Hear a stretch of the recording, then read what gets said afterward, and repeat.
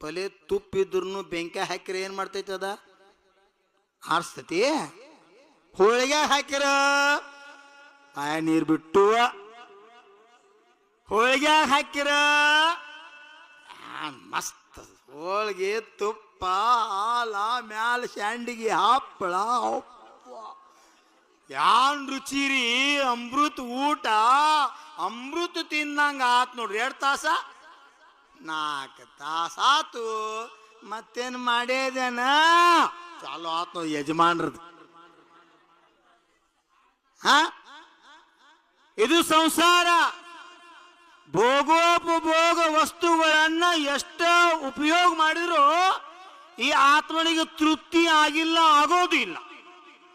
ಅದಕ್ಕೆ ಹೇಳ್ರು ಈ ಸಂಸಾರದಾಗಿನ ಜೀವದ ಲೋಭ ಆಶಾ ಹೆಂಗೈತೆ ಅಂತ ಕೇಳಿದ್ರ, ಆಶಾ ಎಷ್ಟು ಬೇಯ್ತೈತೆ ಅಂತ ಕೇಳಿದ್ರ 10 ರೂಪಾಯಿ ಇದ್ದವಂಗ ಅನಿಸ್ತತಿ 100 ರೂಪಾಯಿ ಬೇಕಂತ, 100 ರೂಪಾಯಿ ಇದ್ದವಂಗ ಅನಿಸ್ತತಿ 1000 ಆಗ್ಬೇಕಂತ, 1000 ಆದ ನಂತರ ಅನಿಸ್ತತಿ 10,000 ಆಗ್ಬೇಕಂತ, 10,000 ಆದಾಗ ಅನಿಸ್ತತಿ 1,00,000 ಆಗ್ಬೇಕಂತ, 1,00,000 ಆದಾಗ ಅನಿಸ್ತತಿ 10 ಲಕ್ಷ ಆಗ್ಬೇಕು. ಡಿಪಾಸಿಟ್ ಇಡ್ಬೇಕು 10 ವರ್ಷ ಅಂತ.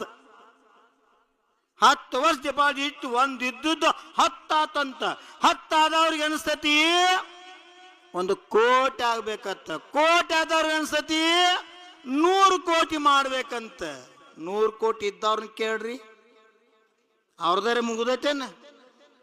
ಇಲ್ಲಿ ಭಾರತದಾಗ 1 ನಂಬರ್ ಶ್ರೀಮಂತ ಆಗ್ಬೇಕತ್ತ. ನಾವು ಭಾರತದಾಗ 1 ನಂಬರ್ ಶ್ರೀಮಂತ ಇದ್ದಾವ, ವಿಶ್ವದಾಗ 1 ನಂಬರ್ ಶ್ರೀಮಂತ. ಇದು ಸತ್ತರೂ ಇದು ಮುಗಿದಿಲ್ಲ ಇದು ಕತಿ.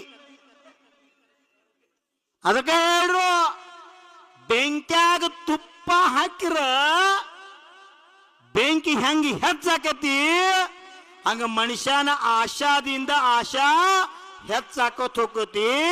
ಆಶಾ ಹಿ ದುಃಖ, ನಿರಾಶಾ ಹಿ ಸುಖ. ಆಸೆ ದುಃಖದ ಮೂಲ ಅಂತ ಹೇಳ್ರು.